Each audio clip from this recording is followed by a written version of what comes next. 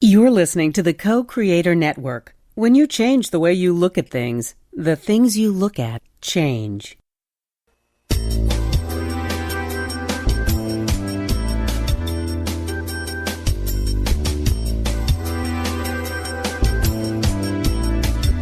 Good afternoon. Welcome to Why Shamanism Now, a practical path to authenticity, with your host, Christina Pratt, Director of the Last Mask Center for Shamanic Healing. She's talking about how shamanic skills can bring us to physical, emotional, mental, and spiritual well-being, especially when nothing else can. Now, here's your host, Christina Pratt. Welcome, everyone, to Why Shamanism Now. This is your host, Christina Pratt, and I'd like to begin by calling in the spirits. So I call out to your ancestors, and I call out to my ancestors. I call out to all of those who bring that which is good and true and beautiful into our lives, those who carry the legacy from having lived well and died well and cultivated a life of heart and spirit. And I call out to these ancestors to be with us here today, to gather round us, to hold us in a good container, that we might do what we are asked to do here today by the descendants who are calling. I call out to these ancestors who understand the art of healing. I call out to these ancestors that understand the practice of healing. And I call out to those ancestors in particular who understand what it means to heal into death, and to know that we are capable of changing anything as long as we are still breathing. And so I give thanks to these ancestors for joining us here today. It is on their shoulders that we stand, and we thank them for life. And with these ancestors gathered round, let us reach down through our bodies, through our feet, and into the earth, and all the way to the very center of the earth, the very heart of the being of this planet. We reach into the center of the earth, and we give thanks for the wonder of her dreaming that brought all life as we know it to this world. We give thanks to her for this day, thanks to her for the miracle of life and the awe and the wonder in the simple fact that we share today in that miracle. We are part of that miracle. And may we live this day in a way that honors that miracle. So we give thanks to the earth. We give thanks for the beauty of this home, for the challenge of being here, and for the fact that all that we need to meet that challenge is also present. We give thanks to the earth for a home, for place, for hearth, for belonging. We give thanks to the earth for connection and for the interconnectedness of all things. We give thanks to the wisdom and the beauty of the ecosystems and all there is around us that can teach us how to be here in form in a good way. So we give thanks to the earth and call that energy up into our bodies to bring us restoration, rejuvenation, to replenish us, and help to inform every cell of the body what it already knows, which is how to live here, how to be here in physical form, whatever that actually means in the true energetic reality of life. So with the earth present and drawing the earth up into us, we draw that energy all the way up from our bellies to our hearts to our minds and out through the top of our head and all the way up through the sky, out through the atmosphere and into the cosmos, and we reach all the way up to the highest power of the universe, reach up to the very essence of the sky energy, the true yang energy. By whatever name you call this energy, we call this energy in. We call it down through the sky realms and into our circle, into ourselves, into these proceedings here today. And with these energies, we call in blessing. We call in the generosity and benevolence of this universe. We call in all the wisdom of the universe. And we call in protection, that protection which will allow us to focus on the task at hand today, and not spend the whole day with our energy frittered away trying to maintain that which should be maintained by spirit, if we can simply forge that relationship. And so with our intention, we call this energy in and forge that relationship with the energy of the sky to bring in protection and to hold us well here today. And we draw that sky energy down and allow it to mix within us with the energy of the earth, opening the space of our body, and we call in the energy of the heart. We call out to the heart and ask it to join us here today and to be that magic crucible that only the heart is. We call out to the heart to draw up the passions of our belly, the passions of our lower chakras, the strong feelings, the deep knowings, the great intuition of why we are here, and to draw that energy up into the heart. And we ask the heart to call down the clarity, the precision, the thinking, the awareness, the inspiration, the creativity of the mind down into the heart. And let these two energies, the fire and ice of these two energies, dance together so that a third energy is born, and that is the knowing of our soul's purpose. And may the heart give us the courage to live that in this day. So with these energies called in, the ancestors gathered round, the earth and the sky joining within us, and the heart uniting it all, we call out to these spirits and we give them thanks. We give thanks to all of you who make this show possible. And we ask that this show go forward in a way that is good for all living things.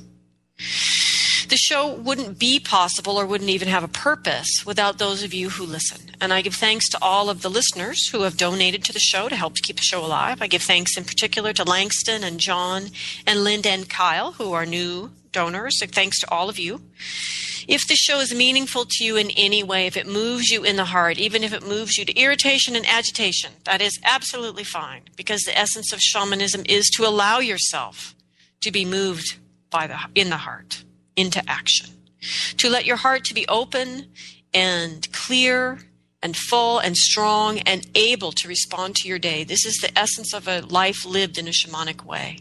So I ask you to allow yourself to be moved shamanically into action by the heart, and to help the show to grow in some way.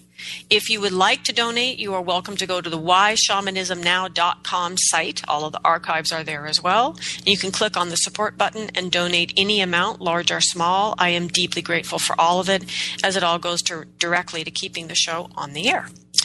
And I give thanks to you who have done other things, other acts of kindness, other acts to link your site to the show site, to share shows with friends, to offer them to your clients. And I want to give special thanks to Bill at Shamans Well for his ongoing and devoted support of the show and the teaching. So I want to give thanks to you all. We are doing this together, and I am deeply grateful for your help. So today the show is live. It's just me. We don't have any guests, but you are welcome to call in. The number is 512-772-1938, or you can click on the Skype button from the co-creatornetwork.com site, or you are welcome to email me at Christina@lastmaskcenter.org. That is also the way in which you can send in a question, if you'd like. Christina@lastmaskcenter.org. Last Mask Center is also the site to find out about classes, healing, long-distance healing, all of that stuff is over there on that site. Okay, so the show today is about healing. It actually was inspired by some questions that have been sent in, because I've been asking you all to send in questions or ideas you have for show topics. And so the show today is about how do we heal? It's about shamanism and disease, or in other words, how do shamanic people look at disease and illness? And given that, how do we heal, or how do we facilitate healing? So how do we heal? So I have a basic belief. This is a Christina-ism. I have no way to ever prove it or not prove it, but my basic belief from my life experience is that the body goes toward health and balance if you let it. And that is the trickiness about healing, is the body will heal if you let it. The body, heart, mind, and spirit will all heal if you let it. But we are often standing in the way without knowing it. And so that's really the real issue we have to discuss today, is how do we let it? We heal because that's what the body does if we allow it. We don't actually understand healing. We only understand ways to facilitate it. And with that said, the body heals faster if we both allow it, if we get out of the way and allow it to do what it would do naturally and facilitate that healing. And so one of the things to explore today is really how do we facilitate healing from a shamanic perspective. So before we go any further, let's clarify some of these related ideas from a shamanic perspective. And for those of you that don't know, a long time ago, over 12 years ago, I wrote an encyclopedia of shamanism. So a lot of what I'm speaking to today has to do with the understanding of ancient peoples. So the pre-contact shamans and how they understood healing and illness and disease and how they responded to that. But also my experience as a contemporary practitioner and my experience speaking with colleagues who are also contemporary practitioners, and how does our contemporary awareness inform the ancient shamanic understanding of things. And so I just want to share a quick little story. The point in that is that shamans and how they view healing and disease, that doesn't make a whole lot of sense, and it doesn't actually help us very much if we don't understand the larger context that a shaman would be functioning in. There's a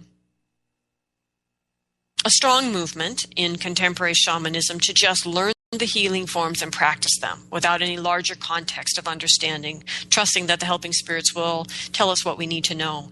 And I think in a larger understanding of healing, that's not enough. So the story that I was going to share is when I was in Africa with Malidoma Somé and a large group of people, there was a friend of mine there who had, I can't quite remember, I think he'd had knee surgery prior to going on this trip, and that he was asking the shamans for healing along the way on the trip. And he was getting frustrated because for this healing for his knee, the shamans were sending him all over Africa finding chameleons and this and that and the other thing for these amazing healings that they were doing. And he was getting tired. He was on crutches and trying to get driven around Africa and walking around Africa, and he was exhausted. And he had yet another divination with yet another shamanic healer and yet another list of things to go find. And he just kind of threw his hands up in the air and he said, "No, don't you have some other way to heal this?" And the shaman said, "No, this is our medicine. This is the way that we do this. This is the way that we see things, in other words. And that we are all, in all of our different perspectives, strengthened and limited by how we see the problem, how we see the situation." Now, my friend with his knee could have gone to an acupuncturist or, an ancient Chinese medicine practitioner and gotten a whole nother set of diagnosis and remedies. I think everybody's diagnosis was relatively the same, but the remedies were different. And so what I want to try to share today in a relevant way is more of a sense of shamanism as a global phenomenon, and the general perspective that is shared by shamanic healers versus looking at it culturally, in that, because within a particular shamanic culture there are limitations. Just as my friend experienced, it's like, no, this is the only thing we have to offer. You got to go run around and find a bunch of exotic things for this remedy, and he'd already done it twice. So anyway, that's my reason that I believe that spirits in creating the show has said, speak about shamanic healing from the larger shamanic context, and then also from the contemporary perspective as a contemporary practitioner. So here we go, and do my best to do that today. So first, let me clarify a couple things in general about shamanism as a global phenomenon, as humanity's gift. Okay, so the first off, shamanism is the original holistic medicine. You can't talk about health from a shamanic perspective in a purely physical way. That doesn't make any sense to someone who sees the world shamanically. That the physical world and the spirit world, and then within that, for a human, your emotional world and your mental world, these are all intertwined and mixed together. And so health, from a shamanic perspective, would equal, at least in the English language, something more equivalent to well-being, total well-being. So total well-being is the cornerstone of that, or the core of that is me living my soul's purpose, that I'm aligned in my whole life as I was intended. As I came into this world, I'm aligned with that intention in the first place. And then from that, I am living in some kind of dynamic balance and harmony, physically, mentally, emotionally, and spiritually, with the reason that I am here. And in doing so, I am in good relationship with my human neighbors, with my plant and animal physical environment, with the spirit world, and with my ancestors, and that I am in a constant working daily relationship with my particular helping spirits, which is a way that I am in daily dialogue with my own spirit, and that there is a whole energetic life that I'm having and cultivating and maintaining while I'm living my physical life, while I'm doing my work. And there's not a sense of, or I should say there is a sense in shamanism of a strong need to do your work. That is, it's an aspect where we're sort of like dogs. You know, dogs need to know their job in the pack or they're very unhappy. Humans need to know that they're useful. And there's a whole host of emotional and spiritual and psychological and then ultimately physical illnesses that arise simply from a person not knowing why they're here or feeling remotely useful. That human beings need to do their work. Even if their work, their true reason that they're here, is not particularly lucrative. That doesn't really matter. The point is human beings need to do their work. And that is really at the core of this whole shamanic idea of well-being and health. And we have to understand that if we're going to talk about how shamanic people understand illness and disease. So within that, then, we need to understand that just as I believe, what I've witnessed in my life is the body will go to health if you let it. Shamanic people would also say that the heart will go to health if you let it. The mind will go to health if you let it. And the spirit goes to health if you let it. The spirit tends to be healthy. It's just you need to be in relationship with it. Nonetheless, the point is all of these energies in their natural state are in a kind of dynamic balance and harmony with everything else. The wonder and awe and great experience of being human is that we have the capacity to use our free will to be contrary, to be other than in balance and harmony with all things, or even in balance and harmony with ourselves. And that's the great adventure of being a human. And so that happens. But the point of understanding illness and why we develop disease, why does the body develop physical disease or mental disease, or is there any real difference? How does that happen?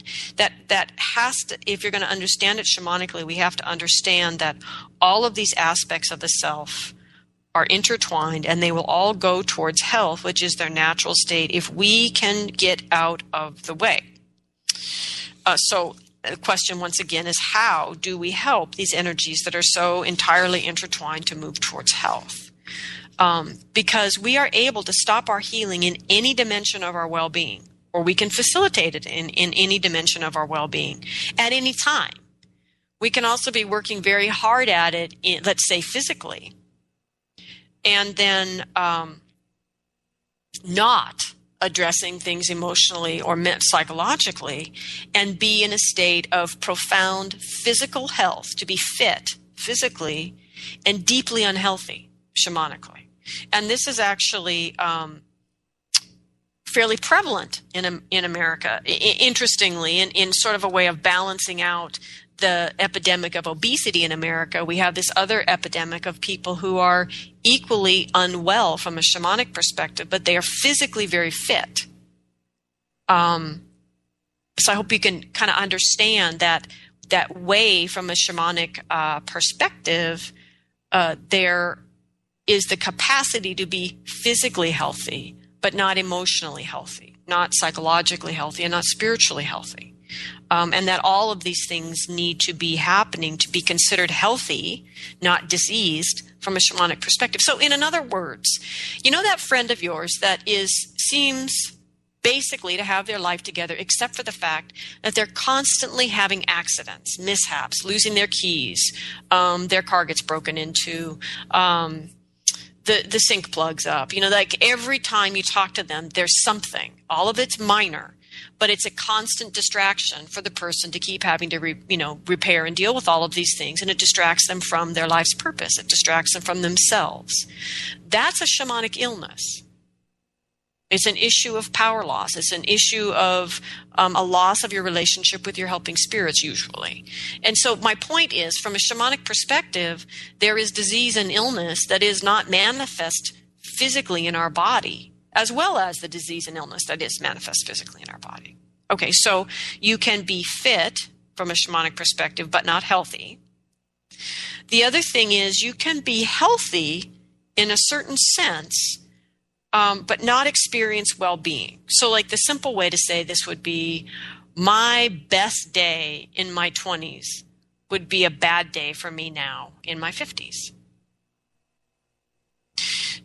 Because of who I am now and because of my development and growth. And I think many of you could say that. What was a really great day back when you were a teenager would probably still be considered a somewhat mentally ill day for you now as an adult, because hopefully we're growing and changing. And what was the best that we could muster in terms of well-being at a time when we were innocent and ignorant and uninformed, hopefully is not still our pinnacle of well-being as an adult. Now, granted, I grew up in a small town, very small town in Oregon.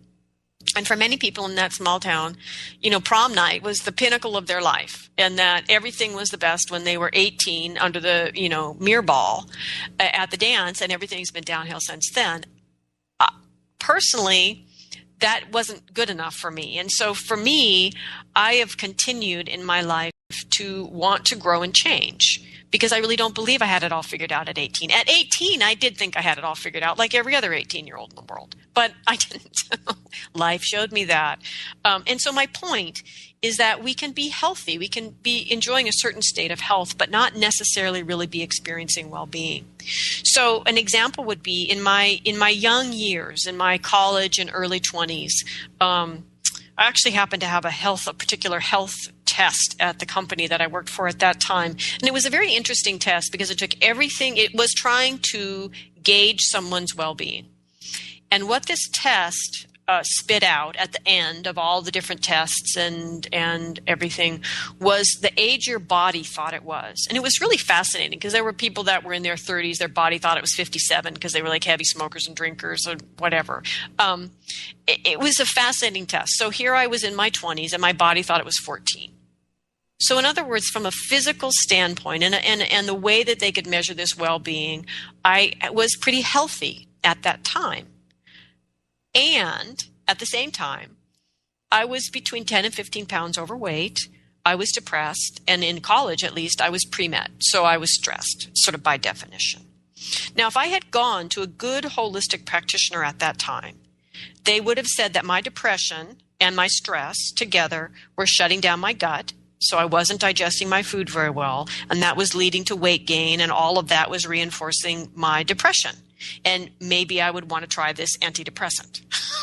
I mean, that would have actually been a fairly good holistic sense of things. Now, I didn't go see anybody at the time because I was, 20-something and didn't. But the thing about it is, years later, for entirely different reasons, I changed my diet. I started adding fish and fowl at every meal and balancing my meals between proteins and carbohydrates and fats. And my depression cleared 100%. The weight slipped off. The extra weight I was carrying slipped off without me changing anything other than my diet. And my thinking cleared up, which was a complete bonus because my brain had been working that way my entire life. And now all of a sudden I could think clearly all day long.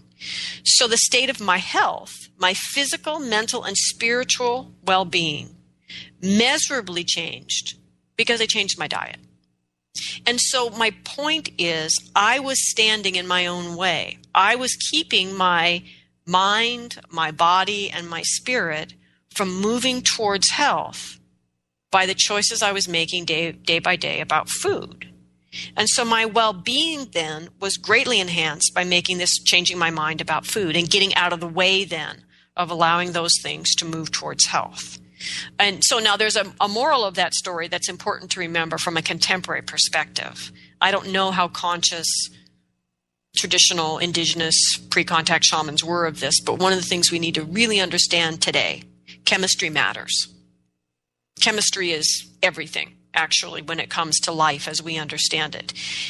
Chemistry matters. And so one thing I would say, particularly around the creation of disease and illness in our lives, and this is not necessarily a shamanic concept directly, but I'm a contemporary shamanic practitioner. I have to take the whole life into account. Chemistry matters. Eat for chemistry. Don't eat for your emotions. Don't eat for politics. Don't eat for spiritual beliefs. Eat for chemistry. and you will profoundly change your state of well-being, unless you're already eating for chemistry. But the point is, if you eat for the chemistry of your body to support the vehicle that supports your spirit in the world, you're making a choice, which I believe is a shamanic choice, to get out of the way and to allow health to happen, because that is essentially the deep understanding in shamanic healing. Is how do we need to move the energy around here so this being that is both physical and spiritual, mental and emotional, can move towards their natural state of health and well-being. Okay. So more important than the chemistry matters in that whole story, and what I've been trying to work up to here, is this idea I have about closing the gap. And what the gap is, in its essence, the gap is the difference between who you think you are, your current state of consciousness, and the life that you're living. And there's always a gap. A gap doesn't make you a bad person or an unconscious person. There is always a gap. Most of us live with an enormous gap. Most contemporary Americans live with an enormous gap between the sum total of their information, their consciousness, and their awareness, and the actual choices that they make and the life that they end up living. That there's a big gap.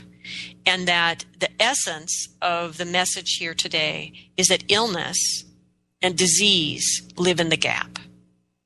The gap between where you are conscious and present in your life and the place from which you're actually making your choices, which is both conscious and unconscious, right?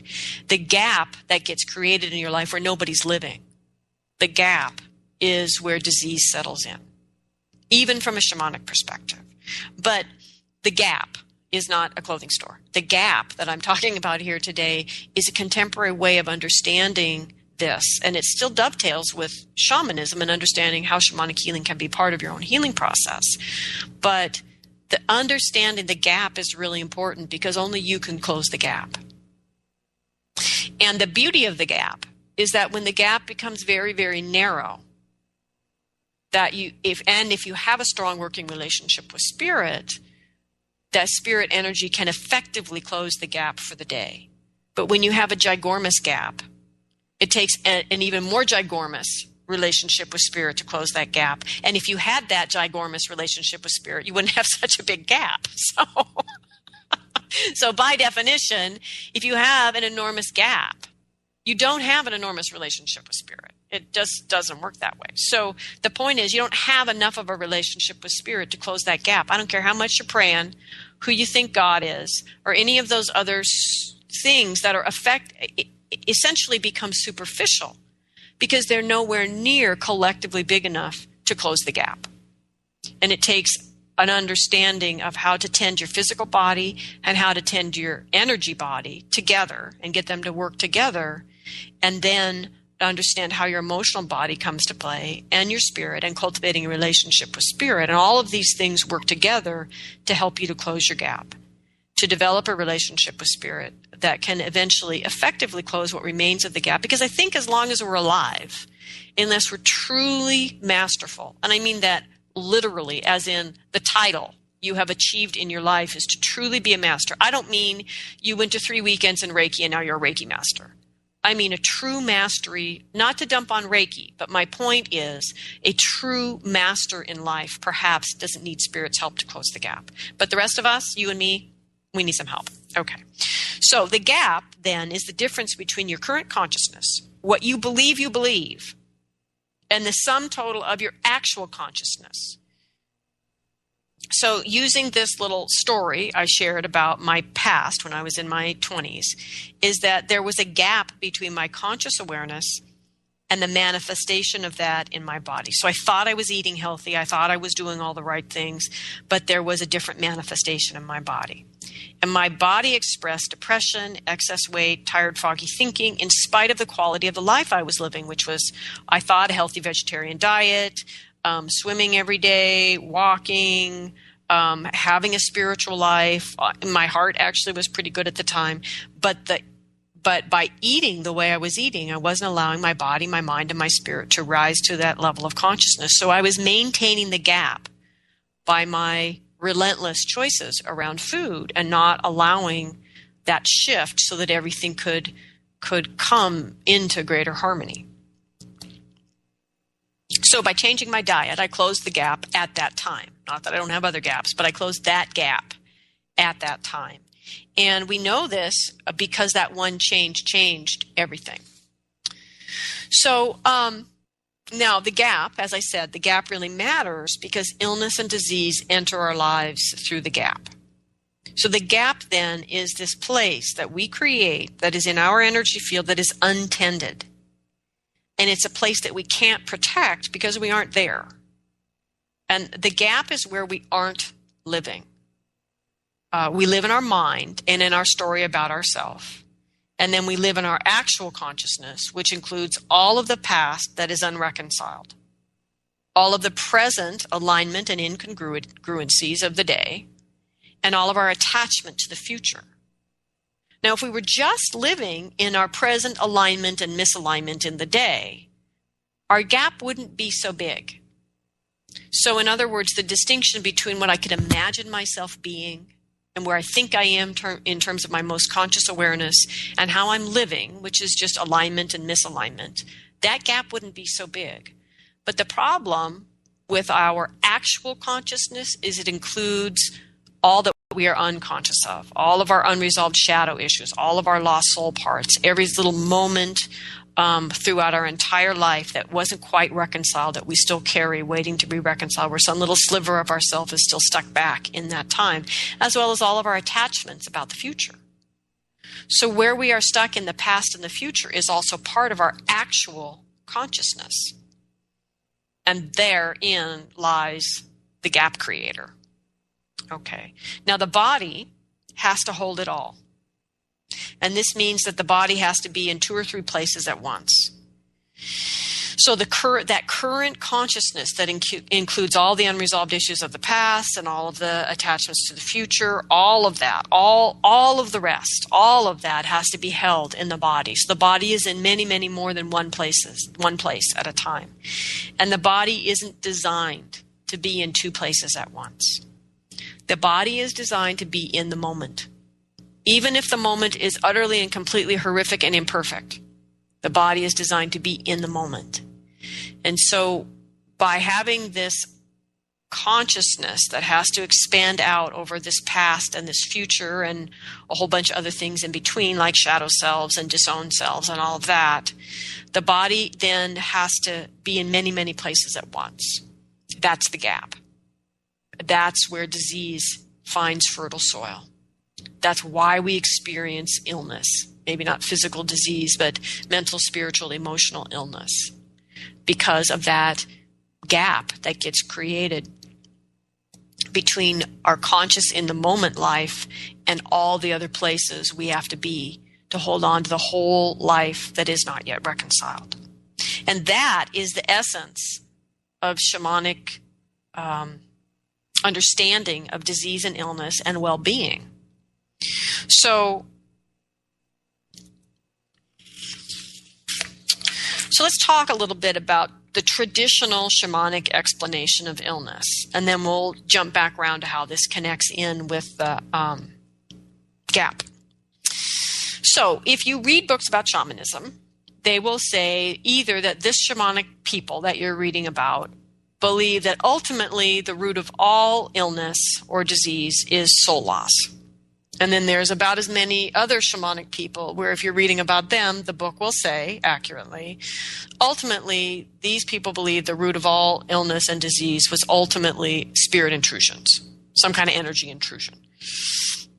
Okay, how can they both be right? Well, the other thing about this is essentially energies don't usually succeed in intruding unless there's already been some kind of loss or soul loss to open the door, basically, to open the window, to open some aspect of the body's energy through the soul loss to let the energy intrusions in. But either way, the point is, if you're reading about shamanism, most of the writers are saying, this is what the shamans tell us, that the root of disease or illness is either soul loss or spirit intrusion. And that's not untrue.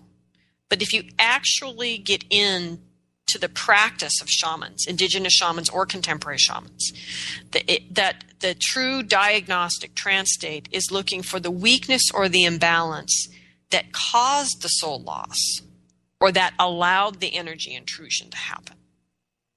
So yes, from a oversimplified sense, soul loss or spirit intrusion was the quote-unquote cause of the illness because that's what gets fixed. But ultimately, the shaman is looking at for the weakness of the imbalance that allowed it to happen in the first place. And that's where we're back to that whole sense then of well-being. Or another sense, we're back to looking at the gap. Where was the gap? Where was the place where there was a disconnect between the person's awareness and what's actually going on in their actual consciousness? Okay, so chronic disharmony is and chronic fear. These are things that, from a shamanic perspective, are evidence of the gap. Although they wouldn't call it the gap, but they would just talk about how chronic disharmony or chronic fear, frankly, chronic stress, right, creates this fertile soil for soul loss or spirit intrusion. Right. So a chronic disharmony, for example, from a shamanic perspective, is when someone forgets their feeling of belonging or they forget their sense of connection to all things. Or they have this experience through that forgetting that life loses its meaning. Okay, so that's the traditional shamanic explanation about chronic disharmony. Okay, most Americans, probably true for most Western thinking people, but most Americans don't actually know that they're connected in the first place because they've been told from birth they're separate from God, right? So by definition, if you've been told from birth you're separate from God, you're going to have chronic disharmony because it's not that you've lost your sense of connection, you never had it. Right? And actually the truth is children do have it and they get very confused when they get told they're, supposed to be separate from God because they know they're not.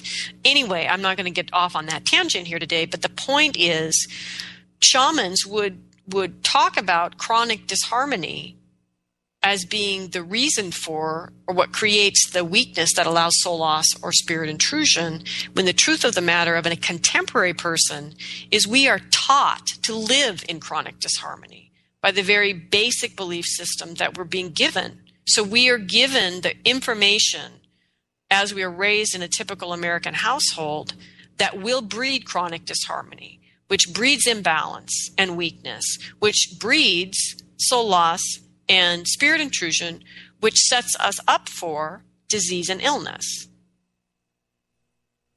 Same thing with fear. And chronic fear results in a loss of love and joy and trust, without which the force of life itself seems to withdraw from the body.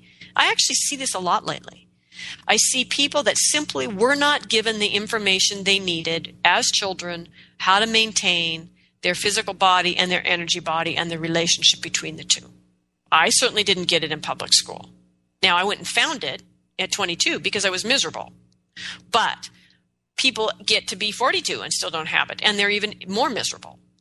And that to live in a state of constant fear because you are unprotected, you do not have the information, or worse, you've been given information that you should feel safe and sound if you simply follow these rules or something like that, some form of misinformation. So now you feel bad about yourself because your faith or whatever wasn't good enough. But the bottom line is you still feel unsafe. Why do you feel unsafe? Because you're not doing what you need to be doing to feel protected, right?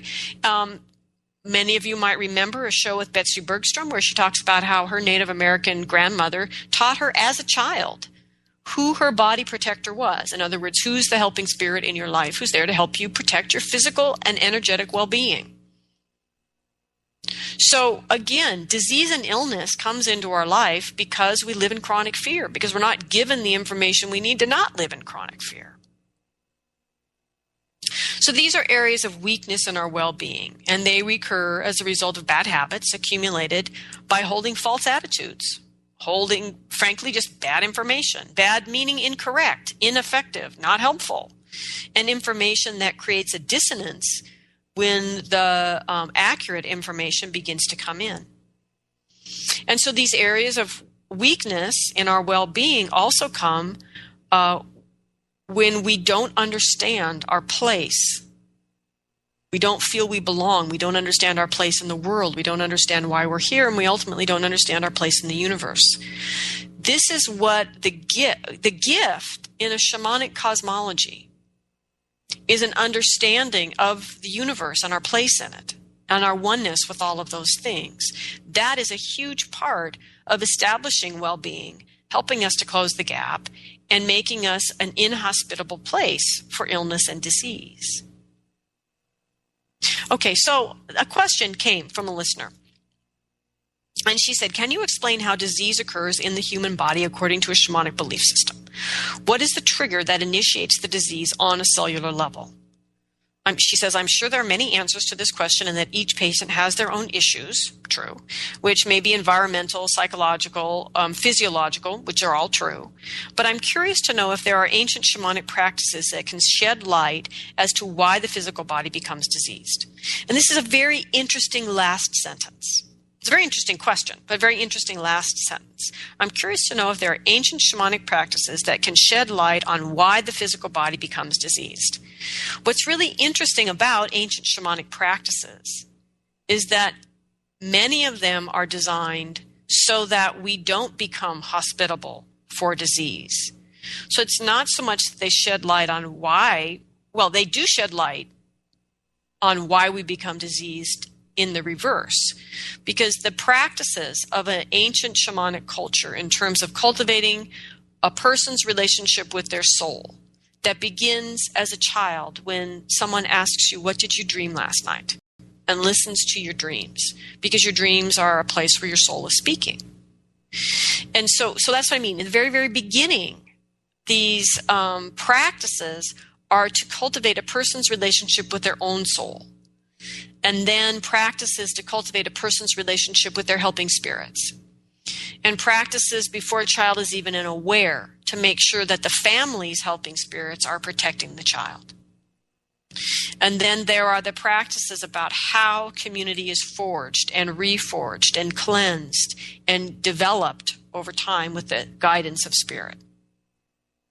And how the community is in relationship with the earth, where they live, the spirits of the land where they live, and how all of these energies are in relationship with the ancestors and the descendants who are coming.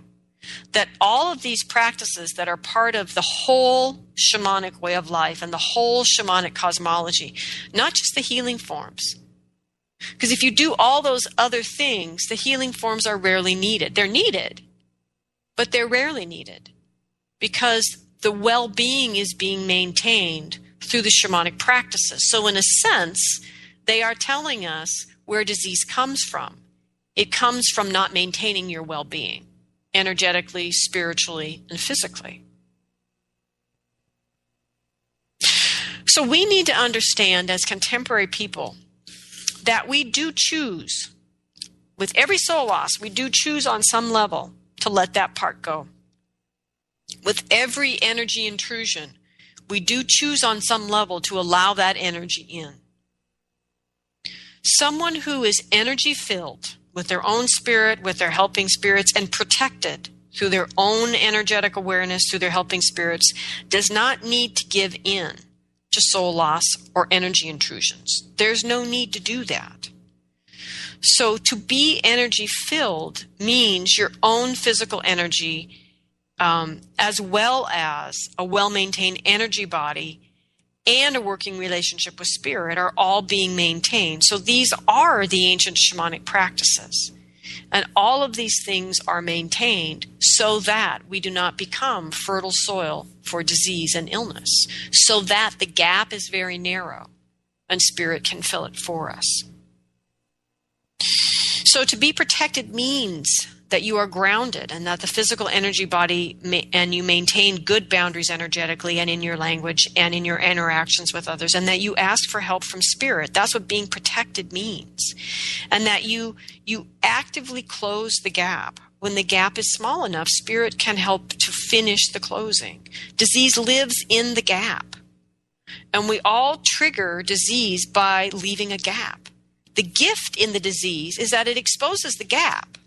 So the gift, back to the little story, the gift in the weight and the depression, I didn't even realize the mental thinking was part of it, but the gift in those diseases, those illnesses, was that they exposed the gap. I just didn't know how to see it at the time.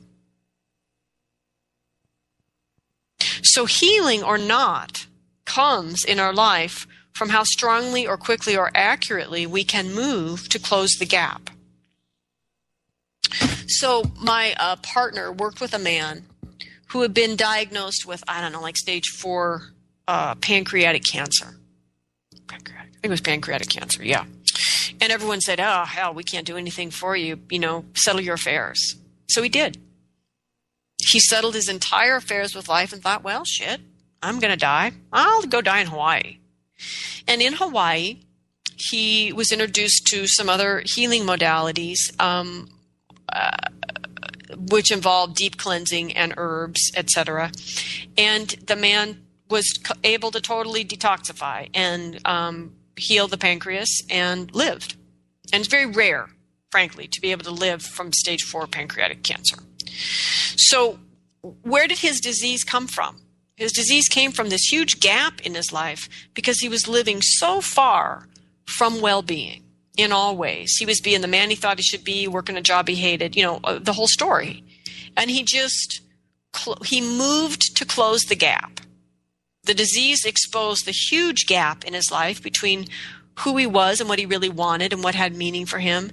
And he moved, literally, to what he loved, to an adventure, to something that seemed like, well, if I'm going to die, if I know I'm going to die tomorrow, what do I want to do today?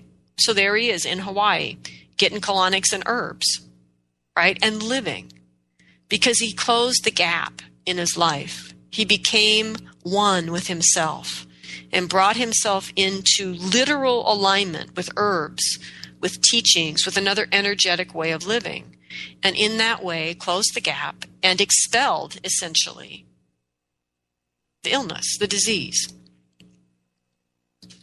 So disease can also be triggered on a cellular level when we are out of good relationship with spirit. And this can be a slowly developing disease. For example, if we are told from the time of our birth that we are not one with God, that we are separate and we need to be relegioned with God because we're fundamentally problematic, we are now in this spiritual disharmony. And that is going to create slowly developing disease. It's a very small idea that we carry every day of our life. It creates disease and illness.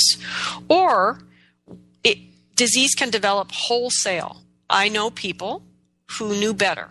In other words, they are spiritual teachers, spiritual functionaries, people working, colleagues of mine, who essentially knew better, but there are parts of their life, Spirit was saying, you need to go here and heal this, or you need to go forward and write this book. They're asking for help from Spirit. The answer to the help they're asking for is heal this, write that, do whatever. And they said no. And you can only keep asking for help for so long and refuse to take it before Spirit just has to step back. Raise its hands.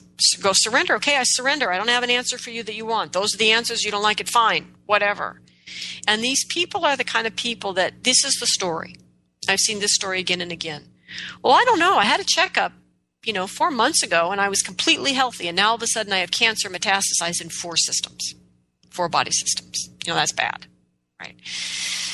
So the point is we can trigger disease even when we are working with Spirit, by not allowing the answers in that relationship to infuse our life. We can trigger disease by not listening to our own spirit and what it's trying to tell us about life. We go on and on and on, whine and complain. Why can't I find the work that I want? Why can't I find my soul's purpose? Why can't I find the love that I want? Your spirit, your own personal spirit, and spirit, your spirit help, are constantly trying to answer that question. But we are constantly ignoring the answers because we don't like them, because they're going to mean we have to change, or we have to grow, or we have to whatever. But the point is that does trigger illness. either slowly developing or wholesale bam kind of illness. But that way of living in disharmony with our own spirit or with spirit does create fertile ground for illness. Oh, and I forgot to say this in the very beginning. Let me say it now. Please, please understand that everything I'm saying right now is about illness that comes on through your life. What I am saying right now is not necessarily relevant for a child born with an illness. That is a different story. It's an entirely different story. So please do not apply what I'm saying right now, which is basically a message for adults and young adults who have made choices and are now living in the logical conclusion of those choices. And it's a very different situation when someone hasn't lived long enough to hardly make any choices and they're born with an illness. That's a different situation. It can be worked with shamanically, but it's a different situation. So please don't treat them as the same. But with that said, in every moment in time, we are living in the logical conclusion of our own belief system, conscious and unconscious. If we are ill, then that too is part of that logical conclusion of our belief system. Our illness or disease is not an error. We don't catch these things, right? They are part of the conclusion, the sum total of the beliefs that we are living right now. That illness lives in the gap is part of the conclusion of the belief system, right? And that the gap is created by the belief system. So to heal, we need to change at the level of the belief and close the gap. So this is an operating system change, not an installation of a new application or even an upgrade of an application. It's not even an upgrade of the operating system. It requires an operating system change. So let's look again then at that last part of her question. I am curious to know if there are ancient shamanic practices that can shed light as to why the physical body becomes diseased. The ancient shamanic practices in their entirety, the wholeness of it, the cosmology and all of the practices, not just the healing forms, are based on understanding humans and how they transgress. We do. Free will, we will transgress. So these ancient shamanic practices are based on understanding humans and how they transgress and what is needed personally and communally to maintain well-being. Ancient shamanic practices are based not allowing disease fertile ground. These practices are based on not creating a gap in the first place. And healing then is a process of restoring or maintaining balance in the body, mind, heart, and soul of the individual with the community, with the environment, with the ancestors, and the entire invisible world of spirit. And so healing then is about restoring well-being. So there's another question from a listener. I guess I can dive in here, but we are running out of time, which brings me to a contemporary shamanic reason for illness and disease.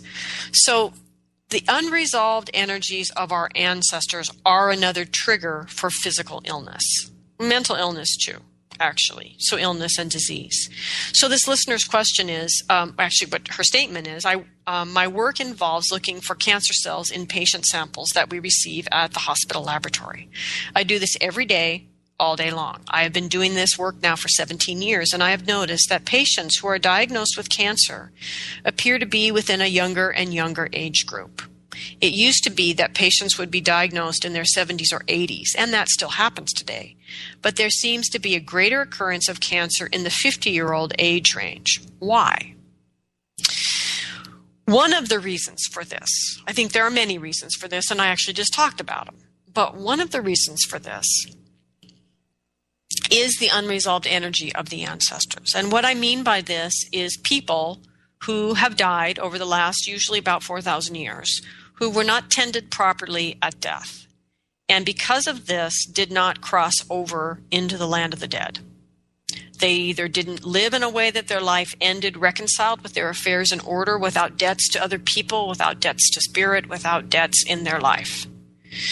There are many, many reasons people get stuck, especially today when people are simply terrified to die because they don't have the kind of spiritual life that lets them know what's going to happen. An ancient shamanic practice, an ancient indigenous person practice, shamanic or not, was to tell the child every night before the newborn child, every night before they go to sleep, the story of how to get to the land of the dead, just in case that child died in the night, because children die in the early years of their life. It happens. It has happened. And the greatest gift a parent could give their child so they wouldn't be afraid of that journey, which the child would have to take alone, was a reminder of how to get there, to know the path. Right? So, for many reasons, which are in other radio shows, the ancestors don't clear out. The dead don't leave. Right? And these ancestors, these unresolved ancestors in your bloodline, are endeavoring to reconcile their life now that they are dead, because they are stuck and they are unhappy being stuck. This happened occasionally in shamanic cultures, but it was not normal because shamanic practices around the funeral made sure that people crossed over. But there is an awareness how bad this situation could be in shamanic cultures. So they took every effort to make sure it didn't happen. So the energy of the ancestors tends to hijack our lives, endeavoring to get itself resolved. But of course, a dead person isn't any smarter than they were when they were living. And so they influence us to live their unlived lives and to make their bad choices. And so this is very different than an ancestral helping spirit, which has crossed over, has connected back to the source, and is a wise and compassionate teacher and guide and help in life, and brings to you the legacy of a life lived well. The unresolved energies of the ancestors do not. Now, what happens when we are ignorant or in denial of something in our own life? It manifests through disease or illness in the body or in the mind, in the heart, right? It manifests. And so we have to pay attention to it. So imagine what happens then with ancestral issues, which we are not in denial or ignorance of, well, we are ignorant of them. We totally don't know about them at all. They're not even our mistakes. We don't even have that awareness historically. So of course these things are going to start to manifest through the body, through the illness of the mind, of the heart, of the physical body, and particularly through the physical body, because their energies are trying to get resolved through us. And that is another reason specifically that older age illnesses are showing up younger and younger, not just cancer, but rheumatoid arthritis, these different brain things, lots of things, because of the ancestors, the unresolved energies of the ancestors. So why do we need to care then about our own healing? Because we are each living in the logical conclusion of our belief system, and that belief system is infusing the fields of energy that we all live in. So if I choose to receive a soul retrieval and to integrate that and to change my operating system, change my fundamental beliefs based on that, my energy now contributes to making that change more possible for others. And am I no longer contributing to that old pattern of abandonment or unworthiness that I used to feel before I had my soul retrieval, right? If I ask for help with ancestral healing, and as a result of that, clear a pattern of denial of true life path that has resulted in multi-generational alcoholism in my family, then I close that gap in my life. And I no longer harbor that disease. And I no longer contribute that energy to the field. In other words, we need to do our own healing, not only for ourselves, for our ancestors, and for our descendants, but because what we do contributes to the energy that we all live in. And the more who are willing to close the gap and to make their lives inhospitable for disease, to make that not the habit of how we live, it changes the field. It makes it that much easier for the next person to make that change. And then that much easier on and on. So this is why. So your challenge for this week is to choose to close a gap, or at least start that process. And it begins by identifying the gap between who you are and who you can imagine yourself being. And then we ask for Spirit's help in how to close that gap. And if you need help with that, you know where to find me. So thank you all for listening today. We give thanks to the ancestors for gathering round, the earth below, the sky above, and the heart that unites us all. And next week we have a guest, Richard Whiteley, who's going to help us understand what the hell is going on out there in the world from a shamanic perspective. How do we understand it? And more importantly, how do we participate using our shamanic skills in changing so this next world is somewhat different than the one we live in today? Thank you all for listening.